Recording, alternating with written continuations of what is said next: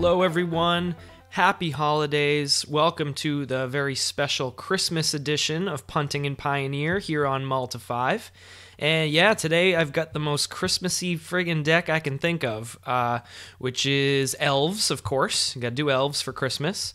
And instead of building elves the smart way, which is probably green splashing black, makes the most sense, that's not very festive, so we did green and red for Christmas colors, of course.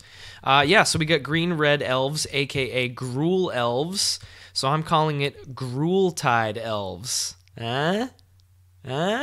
Instead of Yuletide, Gruul-tide Elves, and I think I'm clever anyway. So that's what we're working with today. Green-red elves, aka Elf Ball. It's basically an Elf Ball deck. So yeah, let's jump right in. We'll start with the ball in Elf Ball, which used to be Fireball back in the day. We're actually using Banefire. So the idea of the deck, so you think about what Elves does well, and that is spitting out a bunch of little mana dorks, a bunch of little dudes, making a ton of mana.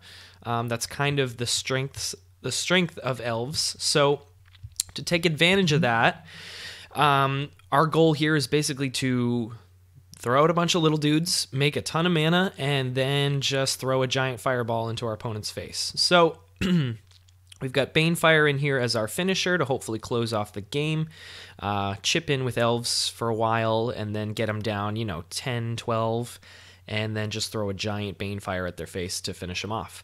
That's the idea. Let's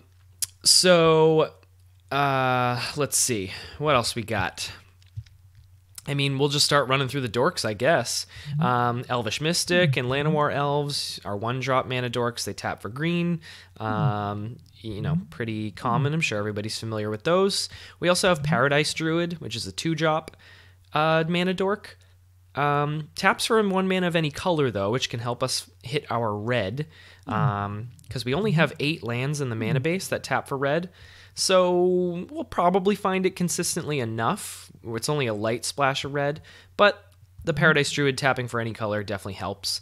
And it has hexproof as long as it's untapped, so that's a nice little bonus. Dwynen's Elite is 2 bodies for the price of 1. You get a 1/1 token along with the 2/2 Dwynen's Elite, which is nice. Elvish Visionary draws a card, cantrips when you cast it. So keeping up some card advantage there, churn through our deck a little bit. Elvish Clancaller is our Lord. Gives everyone else +1/+1, and with enough mana, 6 mana specifically, you can tutor out other Elvish Clancallers.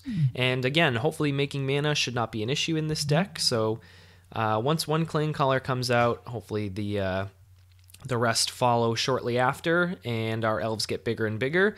And that's another way we can win. We can literally just beat in with an army of elves. Doesn't have to be a Banefire kill. We can certainly get there with just combat damage, some beefed up elf armies, and win that way. Clancaller is also nice because it has a double green mana symbol. We are running Nykthos in this deck, again, to try to generate a lot of mana.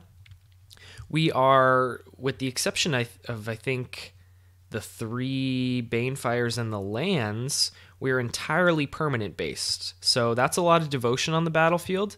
So it seems like a good Nykthos deck. Clancaller is especially good as it adds 2 green mana symbols for our Nykthos.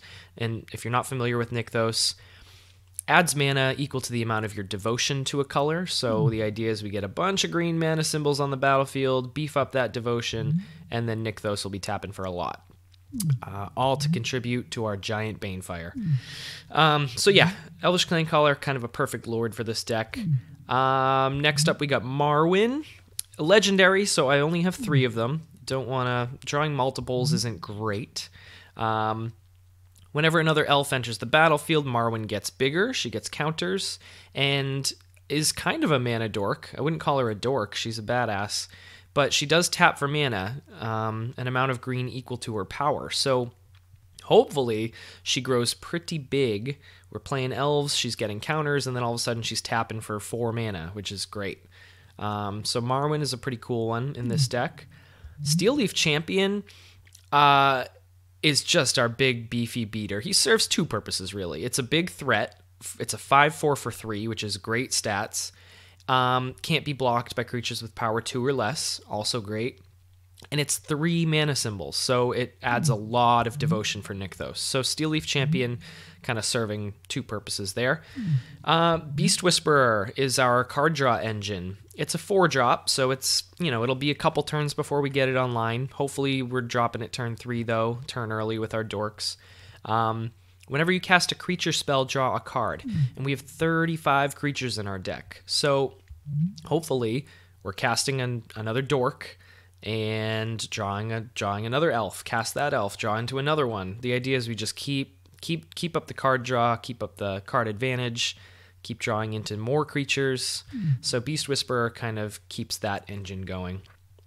And then finally, the other reason for the splash of red, or the other way we're taking advantage of red, is with Xenagos the Reveler. It's a 4-mana planeswalker. This is from back in Theros.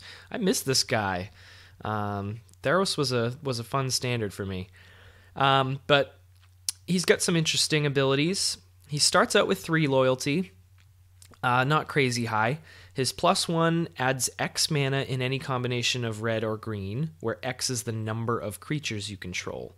So doesn't function quite the same as Nykthos, where it counts devotion.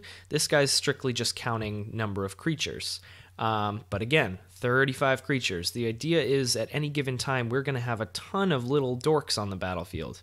So this guy's plus ability will hopefully be adding quite a bit of mana. Again, all just getting up to a huge Banefire. That's the idea. So he fits the game plan pretty well. His 0 ability creates 2/2 Satyr tokens with haste. So he's creating more creatures to contribute to his own +1. They're not elves, they're satyrs, but whatever, still works. And then the -6, his ultimate. Exile the top 7. You may put any number of creature and or land cards from among them onto the battlefield. So if we ever get that off, we're looking at, the only non-creature, non-land cards in the deck is the Banefires. 3 out of 60. So this guy's pretty much put the top 7 cards of your library onto the battlefield. Excuse me. Which is pretty great. That kind of covers everything. The mana base is pretty simple. I mentioned the Nykthos. 3 of them, because it's legendary, so multiples aren't really useful. But we do want to see it, so I feel like 3 is the magic number. We got Stomping Grounds. We got Rootbound Crags as our red dual lands. And then a bunch of basic forests. Only 19 lands. Hopefully that's right. I haven't really playtested this much. With all the dorks, we don't necessarily need a ton of lands. 19, I feel like, is enough to see them consistently to get us going, but we're not flooding out. Because we do want to be drawing into more creatures, ideally, like with the Beast Whisperer and the Elvish Visionary. We want to keep that chain of drawing elves and creatures going rather than flooding out on lands. So 19 lands, we'll see how that goes. Real quick in the sideboard, Grafdigger's Cage for graveyard strategies, Electrickery for like smaller swarming token type strategies. For 2 mana, you can deal 1 damage to each creature you don't control, so that can kind of wipe a big board of little dudes. Fry takes care of white or blue creatures or planeswalkers for the most part. 5 damage will pretty much take care of most things. Lava Coil is less specific. It's not white or blue, but it does less damage. Just 4 damage to target creature. And it exiles that creature, and so that'll take care of like phoenixes and that sort of thing that are annoying to deal with and get rid of, that keep coming back from the graveyard. So Lava Coil comes in there. Heroic Intervention is great against control and sweepers. If they try to wrath the board, we cast this, and all of a sudden our little dudes don't go anywhere. Cindervines is great against really spell-heavy decks. It starts pinging them for damage every time they cast a non-creature spell. And it can also be sacrificed to destroy an artifact or enchantment, which is similar to what Reclamation Sage does, but this is stapled onto an elf body, so I figured it fit pretty well. Yeah, that's our Christmas deck. Let's run it through a league and see how we do. Merry Christmas, everyone. Thank you for watching. Please subscribe if you haven't yet, and I'll see you in the first round.